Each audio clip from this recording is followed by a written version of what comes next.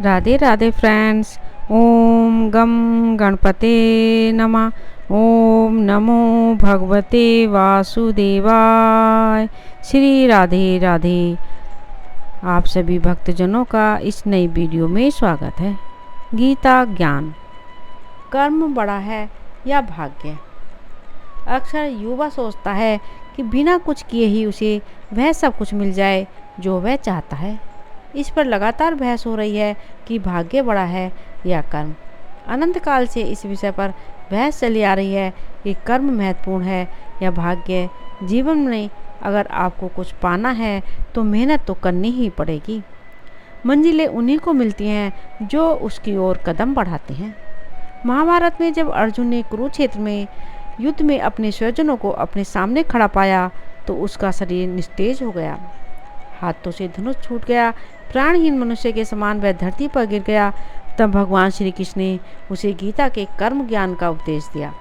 भगवान श्री कृष्ण ने अर्जुन से कहा कि राज्य तुम्हारे भाग्य में है या नहीं यह तो बाद में, पहले तुम्हें युद्ध तो लड़ना पड़ेगा, तुम्हें अपना कर्म तो करना पड़ेगा, अर्थात स्वजनों के खिलाफ युद्ध तो लड़ना ही पड़ेगा। तुलसीदास जी ने भी श्री रामचरितमानस में लिखा है, कर्म प्रधान विश्व करी राखा, अर्थात युग तो कर्म का है।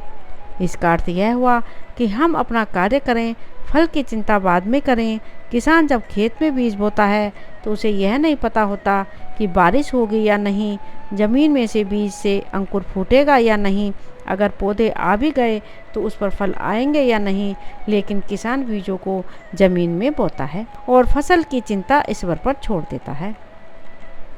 भाग्य का समर्थन करने वाले कहते हैं कि हमें जो सुख संपत्ति वैभव प्राप्त होता है वह भाग्य से होता है। चार लोग एक समान बुद्धि और ज्ञान रखने वाले एक ही समान कार्य को करें और उनमें से सिर्फ दो को ही सफलता मिले तो हम इसे क्या कहेंगे? दो लोगों के साथ भाग्य साथ नहीं था। ऐसा एक उदाहरण हम यह दे सकते हैं कि दो व्यक्ति एक साथ लॉटरी का टिकट खरीदते हैं पर लगती लॉटरी एक ही व्यक्ति की है। जब दोनों ने लॉटरी खरीदने का कर्म एक साथ किया तो फल अलग अलग क्यों? अंत में यही कहा जाता है कि भाग्य भी उन लोगों का साथ देता है जो कर्म करते हैं। किसी खुरदरे पत्थर को चिकना बनाने के लिए हमें उसे रोज घिसना पड़ेगा। ऐसा ही जिंदगी में समझें कि हम जिस भी क्षेत्र में हों, स्तर पर हों, हम अपना कर्म करते रहें बिना फल की चिंता किए। जैसे परीक्षा देने वाले विद्यार्थी परीक्षा देने के बाद उसके परिणाम का इंतजार करते हैं। यह अंतहीन बहस है कि भाग्य बड़ा है या कर्म। इसके बारे में सबके पास अपने अपने तर्क हैं, लेकिन हर हाल में हमें सकारात्मक सोच के साथ जीवन में कुछ उल्लेखनीय करने के लिए प्रेरणा लेनी चाहिए। भगवद गीता में भी श्री कृष्ण ने कर्म की महिमा बताते हुए कहा है कि जो व्यक्ति कर्म करता है वह मुझको प्रिय है। किंतु कुछ संतजनों जैसे कबीरदास जी आदि जो भाग्य में विश्वास रखते हैं, उनका कहना है कि जो भाग्य में है उससे अधिक किसी को नहीं मिलता। या हम कुछ लोगों को ऐसा कहते सुनते हैं कि जो भाग्य में लिखा है उसे हम बदल नहीं सकते, तो फिर कर्म क्या करें?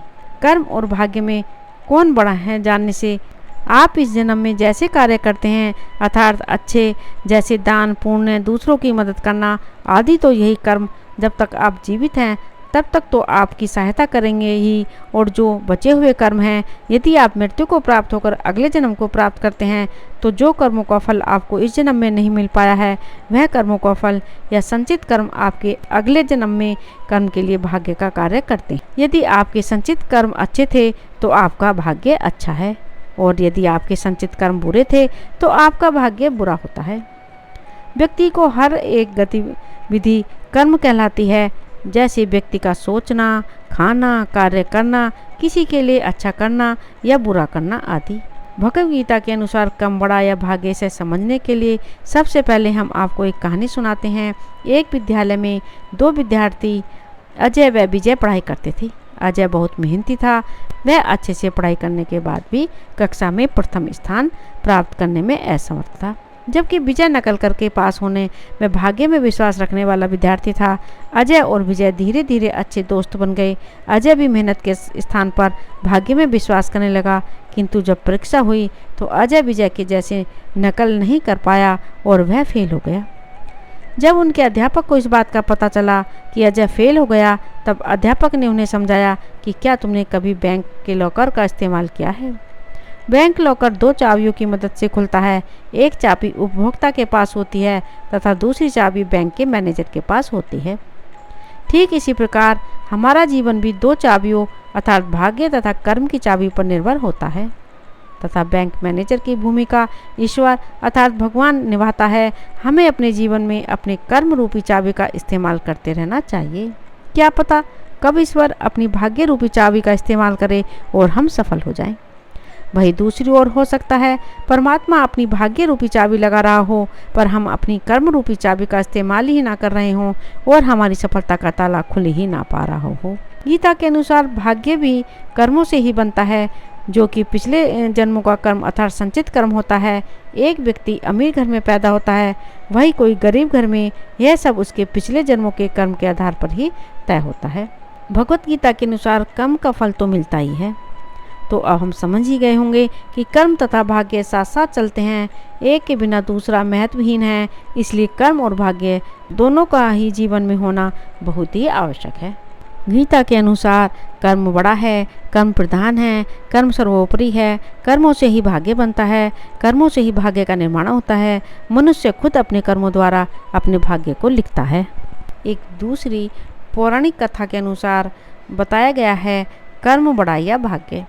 इस दुनिया में कर्म को मानने वाले लोग कहते हैं भाग्य कुछ नहीं होता और भाग्यवादी लोग कहते हैं किस्मत में जो कुछ लिखा होगा वही होकर रहेगा।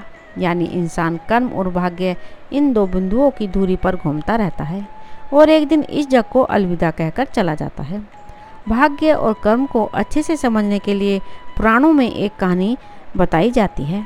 एक बार देव ऋषि नारद जी बैकुंठ धाम गए। वहाँ उन्होंने भगवान विष्णु का नमन किया।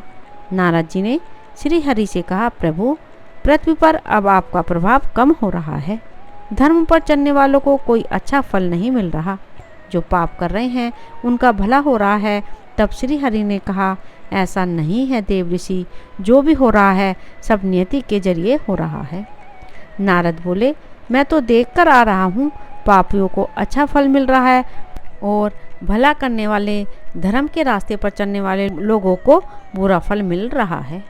भगवान ने कहा, कोई ऐसी घटना बताओ। नारद ने कहा, अभी मैं एक जंगल से आ रहा हूँ। वहाँ एक गाय दलदल में फंसी हुई थी, कोई उसे बचाने वाला नहीं था। तभी एक चोर उधर से गुजरा, गाय को फंसा हुआ देखकर भी नहीं रुका। वह उस पर पैर रखकर दलदल लांघकर निकल गया।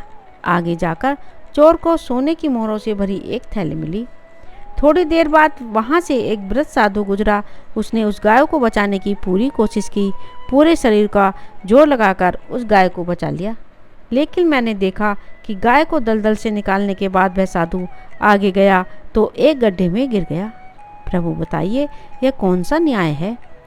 नारद जी की बात सुन लेने के बाद प्रभु बोले, यह सही ही हुआ। जो चोर गाय पर पैर रखकर भाग गया था, उसकी किस्मत में तो एक खजाना था, लेकिन उसके इस पाप के कारण उसे केवल कुछ मोहरें ही मिली। वही उस साधु को गड्ढे में इसलिए गिरना पड़ा क्योंकि उसके भाग्य में मृत्यु लिखी थी, लेकिन गाय को बचाने के कारण उसके पुण्य बढ़ गए और उसकी मृत्यु एक छोटी सी चोट में बदल गई। इंसान के कर्म से उसका भाग्य तय होता है। इंसान को कर्म करते रहना चाहिए क्योंकि कर्म से भाग्य बदला जा सकता है। राधे राधे। ओम नमो भगवते वासुदेवाय। यदि आपने इस चैनल को अभी तक सब्सक्राइब नहीं किया है तो प्लीज़ सब्सक्राइब करें। प्लीज़ ज़्यादा से ज़्यादा शेयर करें, लाइक करें, कमेंट करें। श्री राधे राधे। धन्यवाद।